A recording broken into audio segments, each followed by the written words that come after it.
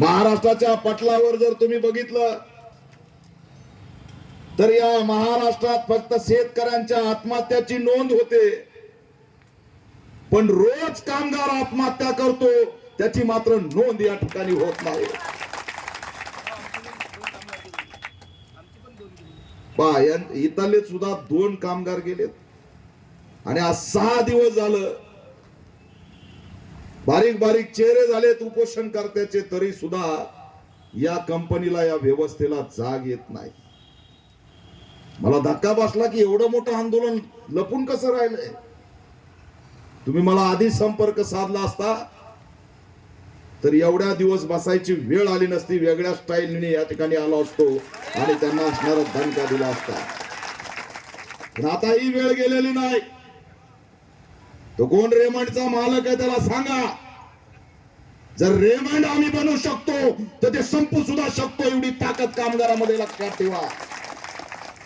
आमच्याकडे गमावण्यासारखं काही नाही.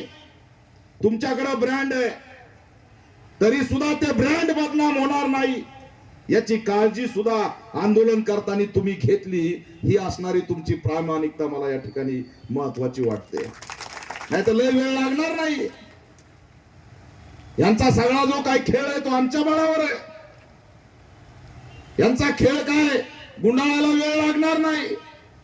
तुम्ही जर कामगाराला संपवायला निघाले असाल, तर यवतमाळच्या कामगारांना जर त्रास देत असाल, तर महाराष्ट्रामध्ये तुमचे काचाचे शोरूम आहेत हे विसरून चालणार नाही, एवढं सुद्धा या माध्यमातून जाहीर करतोय.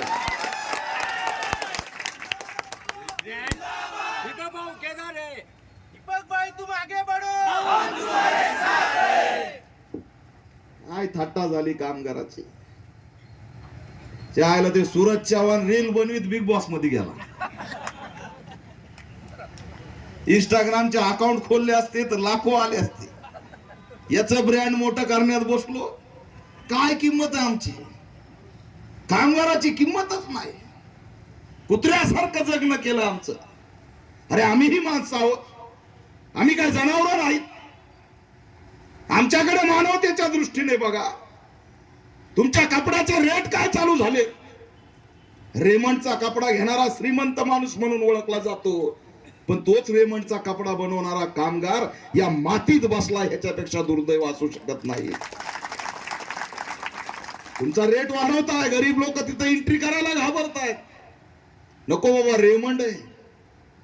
आणि रेमंड काय वागणूक देते.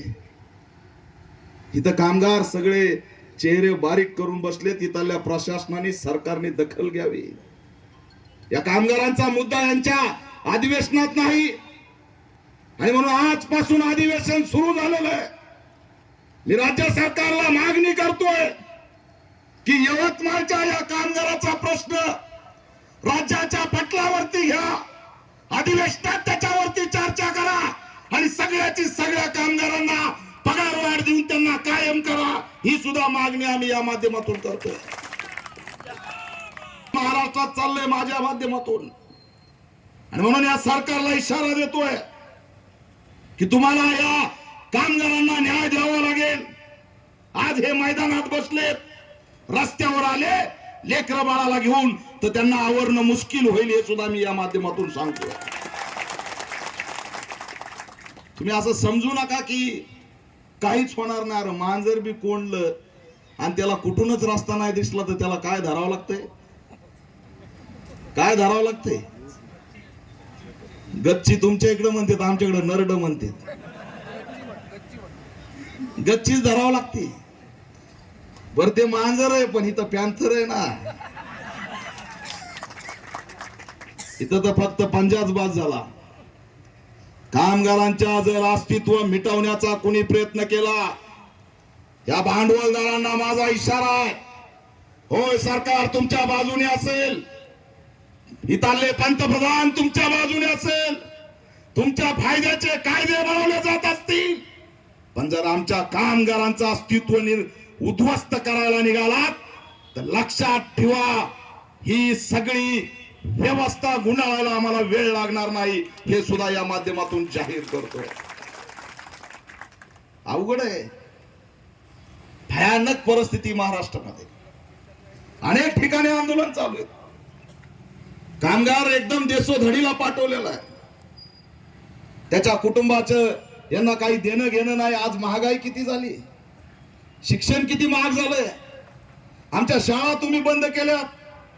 लेकरांनी जगायचं कसं, शिकायचं कसं. किती पगार भेटतोय त्यांना? 20,000 काय होतंय राव? 30 वर्ष झालं 20,000. 30 वर्ष, बापरे.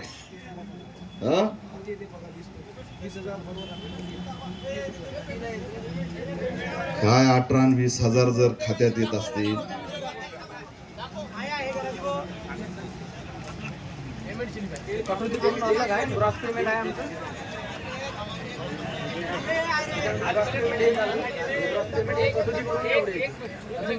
$18,222, 30 वर्ष काम आणि 18,000 पगार. कलेक्टर आम्हाला एवढा खवळला सर. आज काय नाव आहे त्या कलेक्टरचं?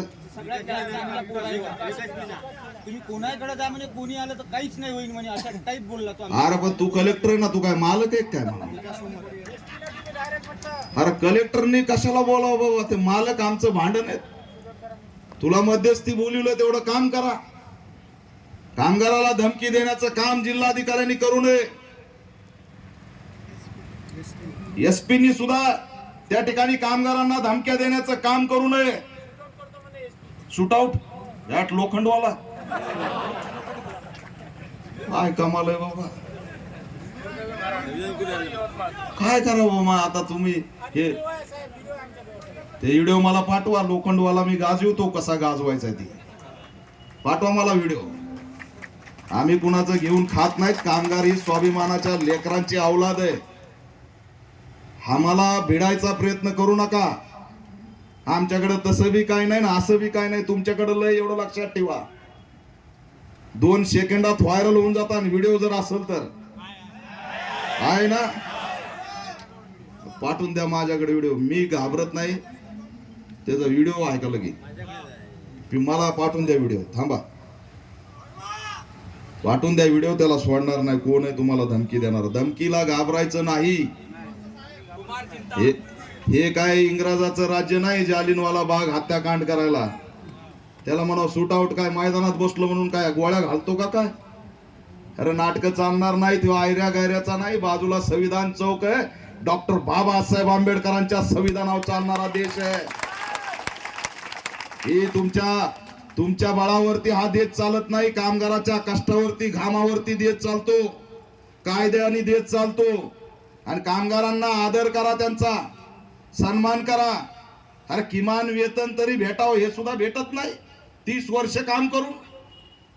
आणि आम्ही जर उद्या जाहीर केलं की हा रेमंडवाला कामगार अन्याय करतोय, तर मग काय होणार आहे? किती महागात जाणार आहे? का तुम्हाला गुंडाळायचंय म्हणून आम्हाला गुंडाळायला लागलात हे तरी सांगा. कारण गुंडाळी लय व्हायला लागली. कारण यांना आधीच कळत आहे. आता कळालं की बिल गेट्सनीच कोरोना आणलाय. काय सांगावं बाबा, पुन्हा कोरोना येतो का, लॉकडाऊन होतोय का?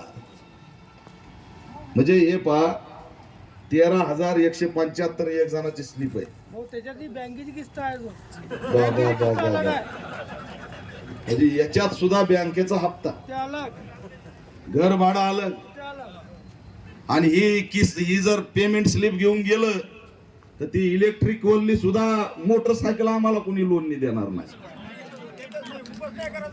त्याच्या सिबिल खराब. किती जणांचं खराब झालंय? अरे बाबू,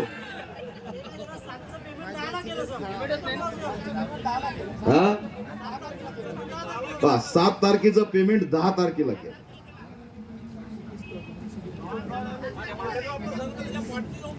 हा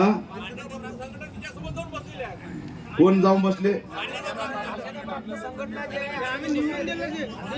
तुमची संघटनेचा नेताच तिकडे जाऊन बसला. हा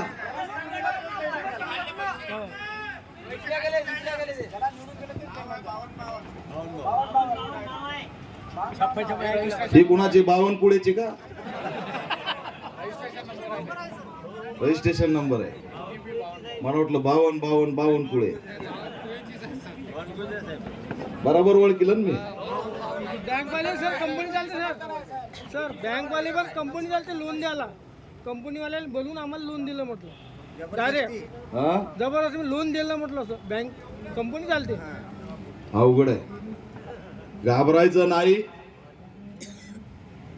आतापर्यंत तुमचा लढा हा तुमच्या पुरता मर्यादित होता. आता हा लढा राज्यव्यापी लढा झालेला. हा दीपक केदार तुमच्या सोबत हे मी या ठिकाणी जाहीर करायला आलो. राज्यभर निवेदन द्यायला लावणार. राज्यभर रेमंड कंपनीने जो कामगारांचा छळ चालवलाय त्याचा आवाज बुलंद करणार. आणि त्यानंतरही न्याय देण्याची भूमिका घेतली नाही तर एक टाइम आणि तारीख सांगा. यवतमाळ मध्ये या पॅन्थरला बोलून एकदा यांचं काय ते एकदा हिशोब करून टाकू. मग सगळंच हार या पार. बस झाले नाटक. कुणाला घाबरायचं नाही, कुणाला भीक घालायची नाही, तुमच्या कॉलरला हात लावायची कुणाची हिंमत नाही.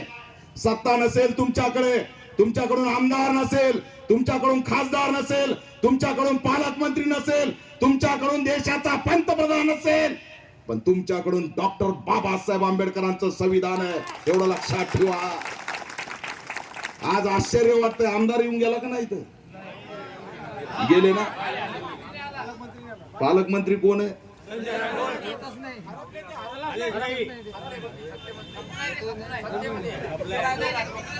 झोपून आहे संजय राठोड. काय कामाला आहे राव, आलंच नाही. संजय धुलीसिंग राठोड फॅक्टरीवाल्याकडूनच आहे. चांगलं नाव आहे, लय गाजलंय आम्हाला माहिती. काय बोलावं आता, जाऊ द्या. त्यांचा आता ते भाऊ झालाय. कधी बहीण भाऊ झाले कुणालाच पता लागला नाही. येतानी तर अशी आली बाई, पुन्हा राखीच बांधा गेली. काही नैतिकता राहिलेली नाही यांच्याकडे, काही माणुसकी नाही, मानवता नाही, काही नाही. अरे लेकर आहेत तुम्हाला, घरी आई वडील आहेत, कुणाचा दवाखाना आहे, तुमच्या खांद्यावर आई वडिलाची जबाबदारी आहे, लेकराच्या शिक्षणाची जबाबदारी आहे. काय होत असेल तुमचं जर 7 तारखेचं पेमेंट 10 तारखेला झाल्या हो, तुमच्या छातीत काय होत असेल, तुमच्या डोक्यात काय विचार येत असेल. घराचं भाडं भरायचं का बँकचा हप्ता भरायचा की कुणाचे हात उसणी घेतलेले ते द्यायचे. अरे बायकोला लेकराला तर पिक्चर दाखवायचं लांबच राहिलं. इंस्टाच्या रील्स मध्ये धुरंधरचं गाणं बघतोय, पिक्चर सुद्धा बघू शकत नाहीत. लोकांनी सांगितलेल्या गप्पावरती आम्ही जगायचं, आम्ही स्वप्नांना मारून टाकायचं. यांचे स्वप्न मोठे करायचे, याचे आउटलेट वाढत चाललेत. देशाच्या बाहेर प्रत्येक जिल्ह्यात तालुक्यात रेमंडचे त्या ठिकाणी आउटलेट उभा राहते. पण आमच्या वाट्याला काय? आणि उद्या तुम्ही या सगळ्या मानसिक तणावामध्ये जर तुमच्या जीवाला काही झालं तर त्याची नोंद सुद्धा नाही. होती का नोंद? त्याच्यात पुन्हा तो बाबा मध्ये आलाय, 2-2, 3-3 ठोकून गेलाय. डोस लसीचा. ते बिचारा आपला 26 जानेवारीला एक पोलीस सॅल्यूट देत होता, रपकन पाठीमाग पडला. पडला का नाही? काय वय होतं त्याचं? कामगाराला गेट वरून आतमध्ये जाता येणार नाही, लस घ्या. सगळ्या कामगाराला लसी ठोकल्या. 50 झालं, 55 झालं की 60 झालं की अटॅक येतोय. कशाने मेला तेही कळाना. तरी आम्हाला मारून टाकायचं इंजेक्शन तर दिलंच. पण पुन्हा आमची ही आर्थिक नाकेबंदी कशासाठी? ही आर्थिक नाकेबंदी आहे, ही गुलामगिरी मधलं जगणं आमचं. आणि अशा पद्धतीने जर आमच्या जगण्याची थट्टा तुम्ही करत असाल तर आम्ही हे सहन करणार नाहीत. 6 दिवसापासून या उपोषण करणाऱ्या आणि तुम्हा सगळ्यांना मी सॅल्यूट करतो की तुम्ही या ठिकाणी झुंज देताय, लढताय आणि जिंकल्याशिवाय तुम्ही थांबणार नाही. राज्य सरकार देवेंद्र फडणवीस यांना मी मागणी करतोय, की कामगारांची थट्टा करू नका. काल तर चॅनलवर उद्याच्या अधिवेशनाची तयारी म्हणून गुटू गुटू बिस्किट खाताना दिसलंय. चहा आणि बिस्किट. कुठे मीडिया आमचं आहे का व्यथा दाखवायला मीडिया? इथे का मीडिया इथं रोज? आणि अधिवेशनात चहा आणि बिस्किट झूम करू करू दाखवतोय. गुटू गुटू गुटू लाईनीने उभा राहून खाते. तिथं मीडिया आहे. काय सांगावं, मीडिया कुठं कुठं असते? कंगना राणावतच्या मागे कुठं असते? कंगनाला मीडिया, कंगनाला सुरक्षा, कंगनाला तिथं खासदार पद. आणि आमचे हाल कामगारांचे काय? मत आमचे विकत घ्यायचे, आमच्या मतावर राज्य उभा करायचं, आमच्या मतावर निवडणुका जिंकायच्या, आणि निवडून गेलं की आम्हाला विसरायचं. हे कसं चालेल? तरी सुद्धा मी तुम्हाला कामगार आहे म्हणून तुम्ही विकणार नाहीत ह्याची मला गॅरंटी आहे. पण मी जिथं जातो तिथं विचारतो की इकडला रेट काय चालला. त्यावेळेस कुणी कुणी मला खालून सांगतच 5,000 चालला, 2,000 चालला. 5,000 आहे. वार्ड क्रमांक 8 मध्ये वाघापूर मध्ये 5,000चा रिपोर्ट तर आलाच. एका गावात असंच विचारलं. एक जण म्हणला, भाई आलते वाटायला 1000, पण तुमच्या बाजूला बसला त्यांनीच 500 खाऊन टाकलेत आमचे. म्हणजे विचारायला गेलो आणि तिसरेच भांडणं लागले. लोकशाही किती उघड उघड विकायला लागली. असो, संघटित ताकद, सत्ता आणि सत्तेला जर मस्ती चढली असेल, नरेंद्र मोदी, देवेंद्र फडणवीस जर या सत्तेला मस्ती मात चढला असेल, तरी एकजूट आंदोलनाच्या बळावरती मुर्दा पाडल्याशिवाय राहणार नाही, हा इशारा देतोय. या माज आणि मस्तीला गाडून टाकू. लाज वाटायला पाहिजे यांना. आज 6 दिवस उपाशी आहेत. जाती धर्माचं आंदोलन असतं, दंगली पेटवणारं आंदोलन असतं, तरी तर रांग लागली असती मंत्र्याची, आमदाराची, खासदाराची. पण आमच्या पोटासाठी, भाकरीसाठी आम्ही इथं बसलो. पोटासाठी, भाकरीसाठी बसलो. आमचा अधिकार मागतोय. आम्ही भिकारी नाहीत, भीक मागत नाही. हा रेमंडवाला भिकारी आहेत, आम्ही स्वाभिमानी आहेत. आमच्या कष्टावर ह्यांनी उभा केलं, आमच्या घामावरती उभा केलं. 18-20 रुपये तुम्ही पेमेंट देताय, थट्टा करताय आणि पोलिसांच्या मार्फत आंदोलन दाबायचा प्रयत्न करताय. याद राखा, इथल्या एकाही कामगाराच्या केसाला धक्का लागला तर महाराष्ट्रात परिणाम वाईट झाल्याशिवाय राहणार नाही. 12 तासाच्या आत, उद्याची उद्या जर कामगाराचा मुद्दा मार्गी लावला नाही तर अचानकपणे अधिवेशनात घुसायला सुद्धा आम्ही कमी करणार नाही, हा सुद्धा इशारा देतोय. हे निर्णय बंद करा, जाल बना बंद करा, पिटून उठा. आमच्या बापाने, आपल्या बापाने सांगितलंय, हक्क जर मिळवायचा असेल तर तो हिसकावून घ्यावा लागेल, त्याशिवाय मिळत नाही. हे डॉक्टर बाबासाहेब आंबेडकरांनी सांगितलं. तुम्ही भीक मागत नाहीत, तुम्ही भिकारी नाहीत, तुम्ही तुमचा हक्क आणि अधिकार मागताय. आमचे कामगार कायदे तुम्ही मिटवले, परमनंट करायची लाज वाटते. अरे किती खाणार आहे टाळूवरचं लोणी? काय लय शौर्य गाजवलं नाही तुम्ही, कामगाराच्या टाळूवरचं लोणी खाल्लंय. मुर्दे पडतात आमचे, फाशी घेतात आमचे कामगार. मानसिक तणाव येतात. उद्या ह्यांना जर काही झालं, कुटुंब उड्या पडलं तर कोण जबाबदार? अरे आम्हाला घरी भेटायला सुद्धा लोकप्रतिनिधी येणार नाही. आम्हाला कुठं अग्नी डाग दिला जाईल पता सुद्धा लागणार नाही. का थट्टा करता? हे चित्र चांगलं आहे का महाराष्ट्रासाठी? आज एवढे कामगार मागण्या घेऊन इथं बसले, 30 वर्ष झालं काम करतायत, त्यांना न्याय नाही. त्यांनी काम करायचं, आंदोलन करायचं का? मोर्चाला वेळ द्यायचा, काम काढून यायचं आणि इथं आंदोलनाला बसायचं. अरे कोणता महाराष्ट्र हा महाराष्ट्र आमच्या बापाचा आहे. आणि या बापाच्या महाराष्ट्रात जर आम्हाला इथं गुलामी सारखी वागणूक कुणी देत असेल तर या आधुनिक काळात नव्या स्वातंत्र्याचा लढा कामगार लढल्याशिवाय राहणार नाही हा इशारा सुद्धा देतोय. आणि म्हणून जाता जाता एवढंच सांगतो की तुमच्या लढाईमध्ये हा बाबासाहेबाचा भीम सैनिक जीव गेला तरी चालेल, पण तुमच्या पाठीशी ठामपणे उभा राहील हे सुद्धा जाहीर करतो. उद्याची उद्या हा प्रश्न मार्गी लागला पाहिजे अशी सुद्धा आमची भूमिका आहे.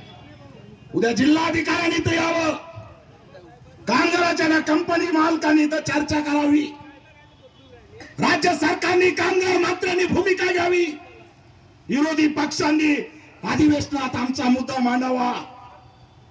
आणि जर तुम्ही आमचा मुद्दा मांडला नाही तर लक्षात ठेवा, आमच्याकडे सगळ्यात मोठं हत्यार आहे आंदोलन, ते उग्र स्वरूपाने आम्ही या ठिकाणी उभा केल्याशिवाय राहणार नाहीत हा सुद्धा इशारा आज मी देतोय. खचून जायचं नाही. उपोषणकर्त्यांनो, तुमच्या पाठीमाग छत्रपती शिवाजी महाराज, डॉक्टर बाबासाहेब आंबेडकर, महात्मा फुलेंचे फोटो आहेत. तुम्ही साधे सुधे माणसं नाहीत. तुमच्याकडे बुलंद ताकद आहे. किती धमक्या देऊ द्या, शूट करतो ना अमुक करतोय, शूट फीट शूट तिकडे जा. इथं आमच्या बापाचा फोटो आहे. पाय जरी ठेवायची ताकद दाखवली तर महाराष्ट्रात परिणाम झाल्याशिवाय राहणार नाहीत, लक्षात ठेवा. काही घाबरायचं नाही. बघू कसा प्रश्न मार्गी लागत नाही. रेमंडवाल्याला गर्भित इशारा देतोय, काय आमचं करायचे ते करा. आम्ही कोणाच्या बापाला घाबरत नाही, कारण आमच्यासाठी आमचा माणूस महत्वाचा आहे आणि तो आज संकटात आहे. तुम्ही जर आमच्या कामगाराला न्याय नाही दिला तर महाराष्ट्रातले तुमचे काचाचे शोरूम तिथं डबल टिबल सिक्युरिटी वाढवावं लागेल आणि त्यांचा पगार पुन्हा तुम्हाला वाढवावा लागेल. एवढं लक्षात ठेवा.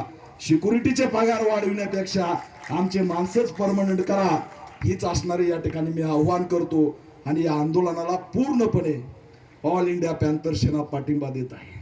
मी घाईत आलो. तुमचं आंदोलन अनेक किती दिवस चालतंय बारकाईने बघतो, सोशल मीडियाच्या माध्यमातून सरकारला घेरतो, पण तुम्हाला एकटं पडू देणार नाही. नसेल आपल्याकडे सत्ता, पण आपल्याकडं ताकद आहे. ही मुठ्ठी आहे, ही कामगाराची मुठ्ठी आहे आणि या मुठ्ठीनेच क्रांती केलेली आहे. या देशाचं या जगाचं अस्तित्व कशामुळे असेल तर ते कामगाराच्या शक्तीमुळे. एवढं लक्षात ठेवा. असं असणारं आव्हान करतो आणि थांबतो. जय भीम, जय शिव.